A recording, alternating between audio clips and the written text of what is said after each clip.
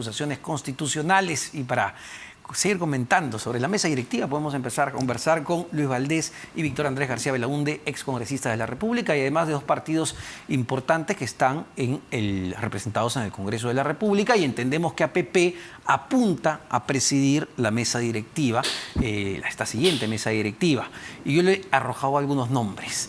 Gladys Echaíz, suena fuerte. Gladys Echaíz podría ser la candidata de APP, de Alianza para el Progreso. Bueno, primero, buenas noches, Omar. Gracias, Víctor Andrés, por la invitación.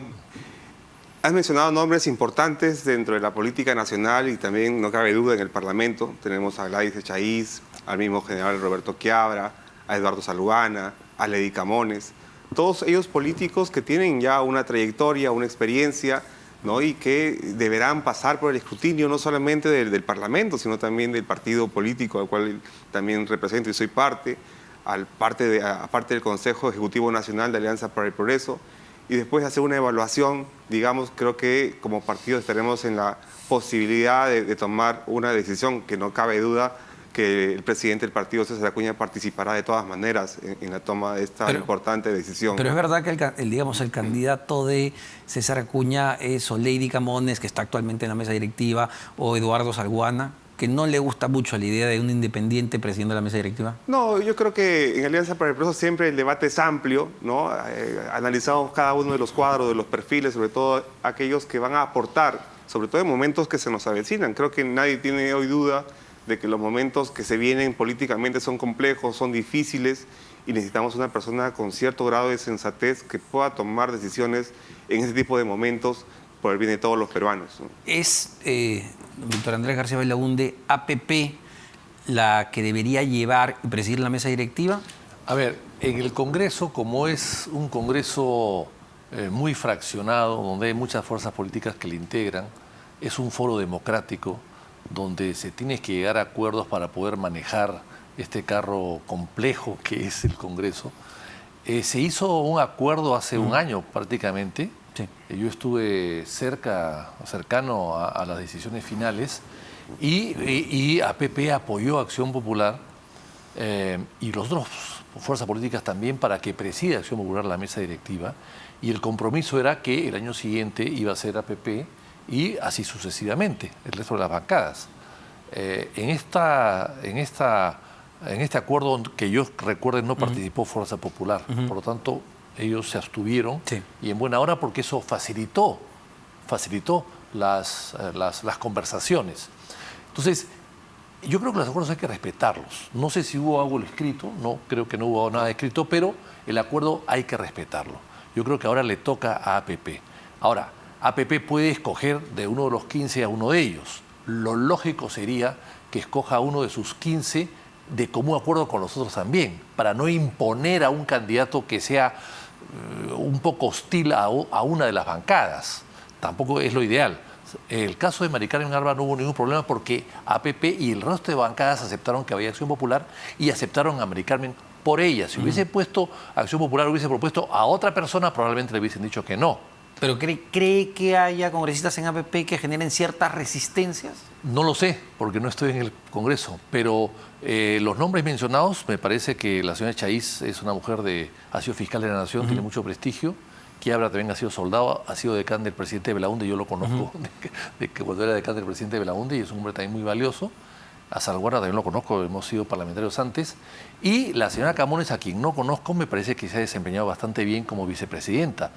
Lo normal, los partidos, no hablo por APP por si acaso, pero lo normal es que los partidos nombren en la mesa directiva a alguien que después va a continuar ascendiendo en esa mesa directiva. Entonces, si yo supongo que si ellos han nombrado a la señora Camones para ser vicepresidenta, estarán pensando en que este año de experiencia le va a servir para después presidir la mesa, pero en todo caso es una decisión de ellos y de las otras bancadas que acepten la decisión de ellos. Pero sin embargo, a ver, lo que hemos visto ya en la práctica, en el día a día, cuando ha tocado las votaciones claves como mociones de vacancia que se han presentado contra el presidente de la República, los votos de APP han sido determinados para salvarle el pellejo a Pedro Castillo, ¿no? Entonces, ¿qué nos dice? Que en realidad APP no se comporte como un escudero de este gobierno para temas tan sensibles o con acusaciones tan serias que estamos viendo. Sí, primero, yo descarto esa afirmación de que hayamos sido escuderos del partido de gobierno y de Pedro Castillo. En lo absoluto, totalmente lo rechazo. Y más bien somos fiscalizadores y vamos a hacer ese control político que necesita el país, sobre todo cuando hay denuncias serias de corrupción. Y yo lo he dicho en retiradas oportunidades en distintos medios de comunicación, pero sí vamos a ser sensatos y racionales al momento de establecer una imputación con su consecuencia jurídica, constitucional. Ya puede ser una suspensión, una vacancia, una inhabilitación. Lo hemos hecho de manera histórica en los últimos por lo menos 10, 15 años. Y eso no va a tener por qué Pero con cambiar. las votaciones, ojo, no solo han salvado al presidente Castillo, han salvado incluso, usted recordará, a Aníbal Torres. Dijeron que iban a votar por la censura de Aníbal Torres y al final los votos de APP, cierta parte de los votos de APP, ayudaron a protegerlo. Eso es en lo fáctico. Bueno, tú mismo lo has dicho, ahí vamos a diferenciar. Creo que Alianza para el Progreso es un partido político democrático, amplio, donde la gran mayoría votó a favor de la censura, pero que no alcanzaron los votos, y como hay también cierta, digamos, libertad en algunos congresistas para votar, como en ese momento, como el caso, ejemplo que tú pones, entonces como partido mostramos nuestra, por lo menos, diferencia, ¿no? Y lo vamos a seguir haciendo. Por eso creo que hoy es muy importante estas reuniones que tenemos en el partido, en el Comité Político Nacional, con los representantes de las bancadas, donde alineamos justamente una posición política partidaria para no generar en todo caso ese tipo de percepciones. Porque, a ver, no alimentamos justamente ese doble discurso que se le critica a los políticos en general de decir, oye, mira, salgo en televisión, en los medios, digo, sí, muy mal todo esto, pero a la hora de los loros, las votaciones dicen otra cosa. También pasó y pasa en Acción, la bancada de Acción Popular. Con los niños. Con los famosos niños. Pero ya están identificados y están separados, ¿no es cierto? Están aislados un poco, ¿no? Pero puede pasar. A ver, es del todo aislado porque leí hoy una nota muy interesante de Perú 21 que señalaba que para la votación de la próxima mesa directiva la bancada de Acción Popular se podría partir. Bueno, los niños han tenido un enfrentamiento abierto con la presidenta, que es de su propio partido. Sí. Así que yo creo que están actuando bastante solos, de manera independiente la bancada. Y además a uno de ellos, el señor Flores, ha votado a favor de la acusación contra Merino, que era de su propio partido. Merino tiene 30 años en el partido y el señor Flores acaba de llegar. Entonces, por lo menos ha debido abstenerse. Si tenía algunas dudas sobre su responsabilidad, ha debido abstenerse, pero de una manera sumarse al coro del resto de las personas para votar en contra de Merino. Me parece espantosamente malo. Entonces, yo creo que ahí va a haber un fraccionamiento. Me parece que sí. ¿Pero solo es con los niños o de por sí? Y usted lo sabe mejor que yo, evidentemente, dentro de Acción Popular pues ha habido una serie de divisiones y de grupos, como en todos partidos, pero además evidente en Acción Popular. ¿Cuán fragmentada está Acción Popular como bancada? Los niños es ese fraccionamiento, es reflejo de ese fraccionamiento, ¿no? Ahora, lo que pasa es que ha habido democracia interna en el partido se ha abierto totalmente y, claro, algunas bases controladas por ciertos sectores en algunas regiones alejadas del país han hecho que surjan algunos líderes que no son tales, que son unos topos un poco infiltrados en el partido, que han llegado para, en fin, hacer sus propios negocios, ¿no? Como lo estamos viendo, lamentablemente. Y esa es la palabra clave, ¿no? A ver, ¿cuántos topos podría haber en Acción Popular? ¿Cuántos topos podría haber en Alianza para el Progreso? El gobierno tiene su propio juego de cuidarse, de llegar a una cierta cantidad de votos para evitar la vacancia. ¿Qué sabemos? ¿Qué sabe APP? ¿Hay topos en APP? No, ahorita no. Tuvimos uno que fue expulsado, pero lo que estamos haciendo hoy es un trabajo cercano con los parlamentarios, ¿no? En estos comités políticos nacionales. ¿Quién fue el topo expulsado? Estuvo el congresista Picón, de Huánuco, ¿no? Es muy cercano al gobierno, no coordinaba con la bancada, con el vocero, con los parlamentarios, su votación era distinta, digamos, y podría haber sido distinta en la medida de que él pudiese haber también tenido la posibilidad o la oportunidad o la libertad de expresar su posición política, que es normal. Pero hoy estamos muy cerca de los señores congresistas de Alianza para el Progreso, de la bancada, ellos manifiestan, no es que todos coincidimos en los puntos de vista, pero hemos llegado a un nivel, digamos, de consenso de que la mayoría, digamos, es quien determina ahora la posición del partido en las distintas votaciones y Y eso creo es saludable para un partido político como Alianza para el Progreso, ¿no?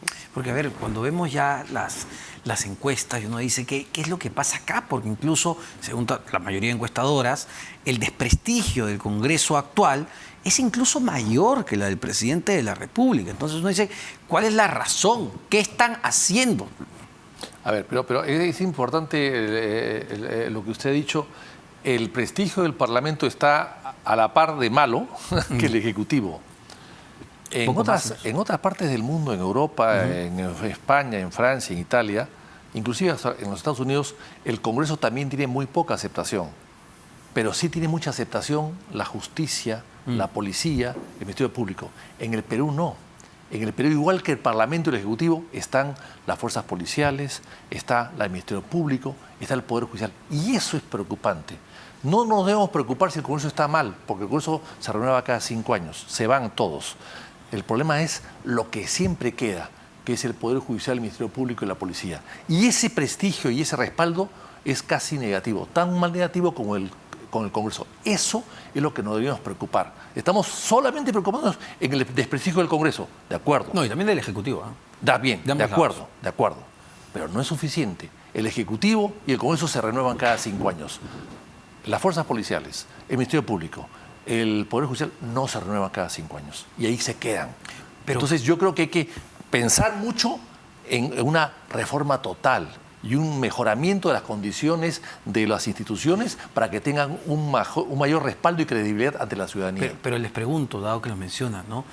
Y con lo que hemos vivido en estos 10, 11 meses, ¿esto va a aguantar 5 años? No, espero que no. Es muy difícil. Ese es otro problema. Yo espero que no.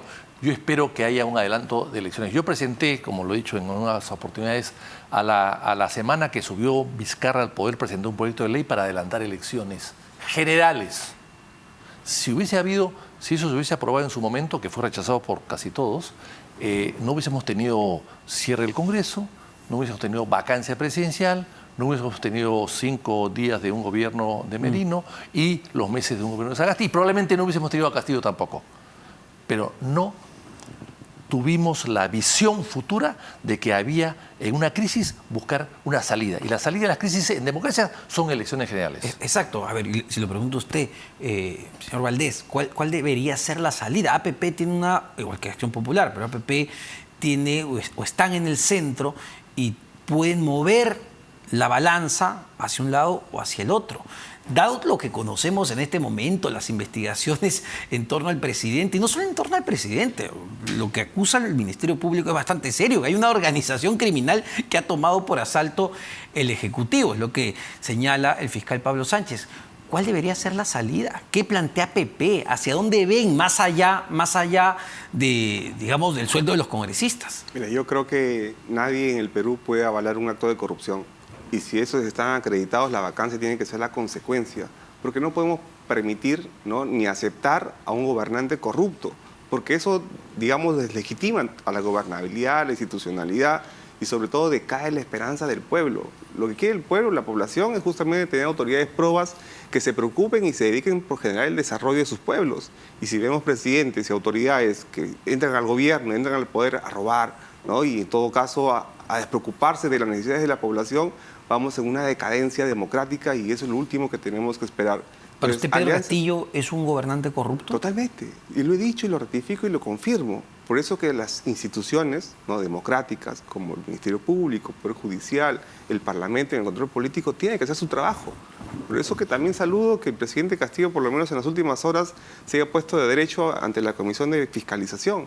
Y espero de que ahí, ¿no?, las autoridades, los miembros de esta comisión puedan evaluar y de manera objetiva determinar responsabilidades si las existiesen, y si hubieran estas, se les sancione. Y a ver, para que sea más claro, insisto con APP, si hay un nuevo proceso de vacancia a partir de todos estos indicios que se han presentado, testimonios, colaboradores, hay muchísimas cosas. ¿APP va a apoyar la vacancia como tal, en conjunto, en bloque? ¿Lo han conversado? Con un acto de corrupción, sí, absolutamente, de inmediato. Pero con lo que tenemos hasta el momento, con lo que se conoce hasta el momento, o creen que falta algo, falta el audio explosivo que hable directamente de él, o ya estamos la valoración en de ese los momento. medios de prueba, digamos, tienen que hacerse de manera integral. ¿no? Cuando se tengan todos esos medios de prueba y se tenga que tomar una decisión y esta prueba, digamos, sea concluyente y determinante que hay un acto de corrupción, sea un colaborador eficaz, sea un audio, un video u otro medio, APP va a alinearse a favor, digamos, de la lucha contra la corrupción, y siempre ha sido así. Lo hemos hecho contra el presidente Vizcarra, por más antipopular que en su momento fue, pero hoy la historia nos está dando la razón. Ahora, la salida o digamos lo normal, en circunstancias normales, hubiese sido que Dina Boluarte asuma la presidencia de la República ante una eventual vacancia, pero ya hemos escuchado, hay acusaciones constitucionales en contra de ella, y lo que se señala del Ejecutivo es que en realidad esto es un golpe de Estado encubierto de parte del Congreso de la República, ya totalmente diseñado. No, eso lo dice el señor Gavidia. Y Félix Chero también, ministro de Justicia. Bueno, el señor Gavidia, el ministro de Defensa, no tiene que meterse en esto. Ha hablado de una dictadura parlamentaria, que hay que impedir, ha dicho. Él, un militar retirado, va a impedir que una institución democrática pueda aprobar las cosas que quiere aprobar. Él lo va a hacer. Cuidado. Yo hoy llamaría al ministro Gavidia en este momento al Congreso y lo censuraría hoy. No esperar a la próxima semana, que acabe la semana de representación. Es una ofensa al Congreso. Es una ofensa al Congreso. Eso no se puede ni permitir. Y otro lado también yo pediría una investigación, porque el expediente militar del señor Gavidia en la Marina no es muy bueno, ¿eh? No es muy bueno. Así que tiene también sus anticuchos, como tienen muchos de los ministros. O sea, es parte de la tradición de este gobierno llevar a ministros con anticuchos. Pero y Gavidia no es la excepción. ¿Cuál sería un anticucho de...? Bueno, que pidan su fuga militar. Que pidan su fuga militar. Ahí está. Entonces yo creo que este señor no se le puede aceptar al ministro de Defensa. No es el ministro de Vivienda, no es el ministro de la Mujer, no. Es el ministro de Defensa, nada menos. ¿Ya? Que esté diciendo esas declaraciones que son golpistas. Son golpistas. Y le puedo poner un caso. El señor Hermosa Ríos en diciembre del año 91 dijo una cosa parecida. Y lo llevamos al Congreso en febrero, porque en ese momento del año 92 había recesión parlamentaria. Yo planteé que venga Hermosa Ríos para que pueda explicar esto. Hermosa Ríos no podía porque era general, jefe del ejército. El señor Milton Malca Villanueva no se presentó y ratificó todo. Entonces yo dije, hay que censurarlo, porque ahora viene el golpe de Estado. No se le quiso censurar. Y el 5 de abril, 30 días después, golpe de Estado. El señor Fujimori cerró el Parlamento con Víctor Malca Villanueva a la cabeza y con Hermosa Ríos a la cabeza del Ejército y el Comando Conjunto de la Fuerza Armada. Cuidado. Pero ¿usted cree que Pedro Castillo, también se lo pregunto al señor Valdés, tenga la capacidad o el manejo, la llegada dentro de las Fuerzas Armadas para un golpe de Estado? Bueno, yo creo que siempre es un riesgo, ¿no? Lamentablemente también se ha visto en la historia y en otros países, en otras regiones, digamos, cuando el gobernante tiene una mala intención, a veces se apodera y utiliza de malas formas a estas instituciones tan representativas de la nación. Así que yo no descartaría ninguna posición, ninguna posibilidad. Además hay otra cosa que yo quiero añadir. ¿Fujimori se lo ocurrió salir al Congreso o le vendió la idea a Montesinos y Hermosa Ríos? Bueno, pues eso puede pasar ahora, ¿no? Cuidado. Ahora, pero viendo el tema que se ha trazado, que sería una eventual vacancia el presidente de la República, Pedro Castillo, por toda la investigación, una acusación constitucional contra Dina Boluarte, vamos, la presidencia caería nuevamente en manos de la presidenta o presidente de la mesa directiva del Congreso. ¿Qué es lo que debería hacerse ahí? Porque incluso se hablan de interpretaciones, que llamamos elecciones, pero de presidente, no de congresistas. ¿La idea sería unas elecciones generales? Yo creo que sí, yo creo que tenemos que escuchar a la población, y hoy la población en ese extremo por lo menos está firme y clara y precisa, ¿no? Entonces creo que las elecciones generales serían una mejor forma para salir de una crisis que a todas luces, digamos, nos está agobiando a todos, ¿no? Ya, pero otro detalle con eso. Vamos a elecciones generales.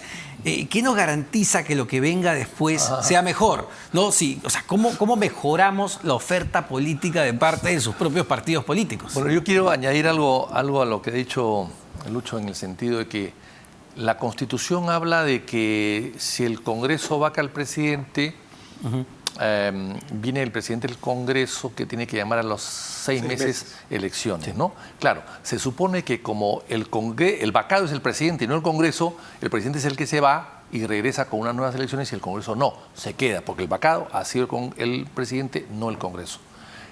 Es probable que así sea, Pero yo creo que hay que hacer una reforma constitucional para que los dos se vayan. Elecciones generales.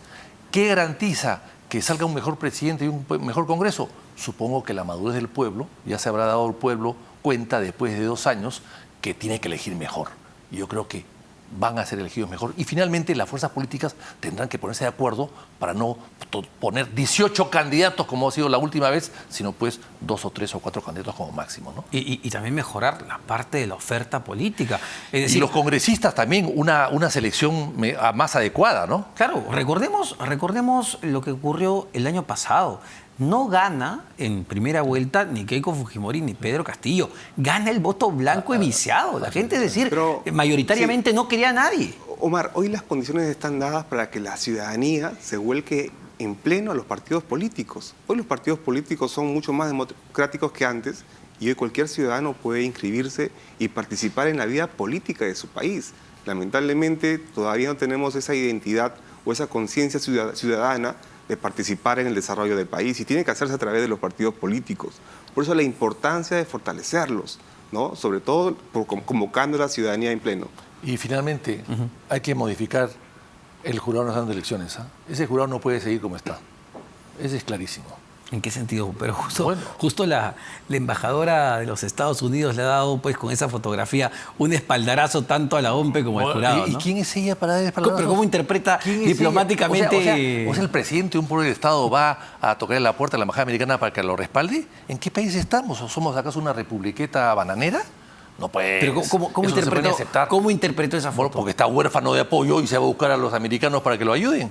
Y están bastante atareados con el tema de Ucrania para estar ocupándose de esas arenas. Pues no, pues. Pero más bien no debilitamos, digamos, al sistema político en general si golpeamos a las instituciones encargadas de llevar adelante cambiar a procesos salas arenas. electorales. La Corte Suprema lo puede cambiar en 2 minutos si quisiera. En 2 minutos. Y además, lo que siempre ha pasado en el Perú es que los presidentes del Jurado Nacional de Elecciones designados por el Poder Judicial o por el Ministerio Público eran vocales o fiscales cesantes, jubilados, no activos. Ahora están eligiendo los activos. No, pues, hay muchos jueces supremos de gran categoría que están en su casa que podrían ser presidentes del jurado sin ningún problema, como era antes. Y no poner a unos activos que además le quitas quórum a la Suprema y los complicas porque haces que después regresen a la Suprema a seguir juzgando a personas que ya habían dejado de juzgar antes de irse al cargo. Y en APP también están los cuestionamientos contra las cabezas de las instituciones electorales. Por lo menos en el procedimiento actual de elecciones municipales y regionales han habido una serie de errores, de defectos que no los han querido escuchar ni resolver, ¿no? Hemos tenido que hacer una conferencia de prensa a los secretarios generales de los distintos partidos políticos para que recién den un paso atrás y puedan corregir.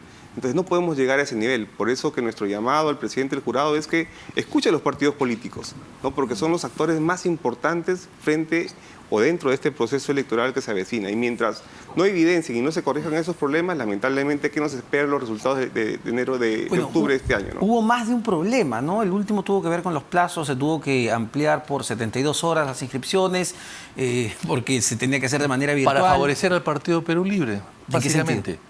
Bueno, Perú Libre, que había inscrito solamente a 22 candidatos, pudo haber inscrito en 72 horas después a muchos más. O sea, fue una decisión para favorecer a una agrupación política. Antes se pidió lo mismo en varias oportunidades y nunca aceptaron. Ahora sí lo aceptaron. Qué raro. ¿Usted cree que hay un acuerdo entre Salas Arenas? Sí. Sí, yo creo que hay un favoritismo. Hay un favoritismo. Me da la impresión que sí. Ahora, a ver, otro tema clave, justamente hablando de Acción Popular, es lo que ha pasado en Acción Popular. Entiendo que se han metido al local del partido en Paseo Colón. Bueno, es el lumpen, Víctor Andrés García Belaúnde reconoce a Julio Chávez como dirigente, como nuevo secretario general. Yo reconozco a todos los que reconozca el Comité Electoral de Acción Popular. El Comité Electoral de Acción Popular lo han cambiado. Tuvo que cambiarse, ha sido reconocido por el jurado después de 7 meses, 8 meses. Eso permitió que se nombre un secretario general, que lamentablemente este nuevo comité no lo ha reconocido. Bueno, pues yo reconozco a mi comité, básicamente, ¿no? Para los que no están tan metidos, ¿quién es el presidente El del comité. comité ha elegido ahora a una persona que es Julio Chávez. Así es. Es el comité. Y yo reconozco al comité, reconozco lo que el comité hace. Como reconocí anterior comité que nombró a el señor Edmundo de la Isla. Yo lo reconozco. Ahora, creo que la solución de mi partido ante estos problemas es llamar a nuevas elecciones. Pero ¿es verdad que Julio Chávez tenía, digamos, o tiene relaciones con uno de los congresistas vinculados a los niños, el congresista Vergara, Elvis Vergara? No, tengo entendido que uno de ellos estaba en su lista, pero ya lo sacó. Ya lo sacó. A la hora que ha juramentado, lo ha sacado. Es decir, Julio Chávez no sería cercano a este grupo de los denominados niños. No creo. Bueno, lo ha sacado. Lo primero que antes de juramentar, lo ha sacado. Entonces, si lo ha sacado, supongo que no tiene nada que ver con él. Y ha actuado, a mi modo de ver, de acuerdo a lo que debió hacer, ¿no? Ahora, solo para terminar, otro tema interesante es el futuro de Gladys Echaíz en Alianza para el Progreso. A ella se le preguntó si renunciaría a PP y no lo descartó categóricamente. ¿Qué sucede con Gladys Echaíz o el hecho de que haya estado tan voceada en las últimas semanas para ser presidenta del Congreso ha generado ciertas antipatías y envidias quizá dentro de PP? No, a ella la respetamos mucho en Alianza para el Progreso, es una parlamentaria muy valiosa, ¿no? No hemos hablado con ella de ninguna manera tampoco la posibilidad de que presida la mesa. Eso se hablará más adelante en el futuro con el presidente Acuña, los dirigentes del partido. ¿Pero la no les bancada. gustaría que, digamos, una exfiscal de la Nación, una persona con el prestigio de Echaíz? Es una opción. Por eso yo creo que en APP nadie podría darse por descartado, por lo menos los 5 nombres que he mencionado: Gladys, Roberto, Lady Camones, Eduardo Salguana, mismo Héctor Acuña, ¿no? Entonces yo creo que todos tienen opciones y Gladys es una magnífica parlamentaria, la respetamos mucho y ahí Alianza para el Progreso tiene todas las condiciones para desarrollarse como parlamentaria y lo está haciendo maravillosamente bien. Y el hecho de que vote, digamos, muchas veces diferente a cómo vota la bancada de PP. Así es la democracia, ¿no? La democracia también nos impone respetar a quienes no piensan igual que nosotros, incluso con sus votos. Pero esto no ha generado, digamos, esas antipatías, porque, a ver, si a mí me preguntan, oye, ¿usted va a renunciar a APP? Bueno, lo veremos en el futuro, no lo descarta. Mira, yo he tenido la oportunidad de conversar en alguna oportunidad con la congresista, con una posición, con una votación, y me manifestó, digamos, el motivo, las razones de su votación, y me parecieron convincentes, ¿no? Y se respetó. Yo creo que ese es el camino y el modelo que tenemos que seguir. Yo, ya que está acá el secretario general de APP, yo le diría lo siguiente, con mucho respeto, por supuesto. Si el acuerdo se va a respetar de que ahora le corresponde a uno APP y después a otra fuerza política durante 5 años, se hizo un cronograma, ¿no? En fin, si se va a respetar el acuerdo, que creo que debería respetarse, lo que APP debe hacer es elegir a la mejor carta que tenga, no al más cercano al señor Acuña o al señor Valdés, sino al más cercano a la población y el de mejor imagen, el que pueda proyectar mejor imagen. Eso va a prestigiar al Congreso, a APP y al país. ¿Quién sería, desde su punto de vista, Vitocho? Yo creo que el de mayor prestigio me parece que es la señora Gladys Echaíz. Bueno, hay cierto consenso, ¿eh? Yo he escuchado eso en las otras fuerzas políticas, pero vamos a ver qué Como decide también Alianza Lady para el Progreso. Camones, también Eduardo Salguana, todos tienen, digamos, sus cosas buenas. Luis Valdés, Víctor Andrés García Belaúnde, ex congresistas de la República. Vamos, muchísimas gracias a ambos. Gracias. Ante todo, tenemos que cambiar de tema sobre la elección de la nueva fiscal de la Nación.